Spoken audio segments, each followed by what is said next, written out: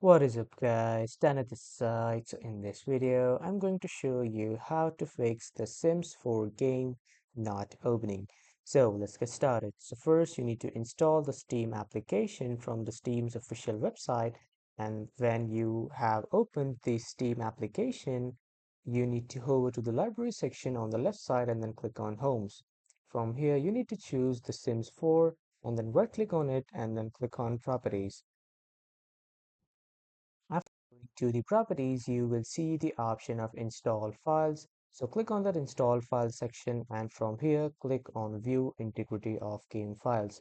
Now when you click on this will scan the whole game and then it will find the files that are being damaged or are by mistakenly deleted. So you can just reinstall the damaged or deleted files and then the game will start working again. So this is how you can fix the Sims 4 not opening issue. That was all for this video, everyone. Thank you for watching.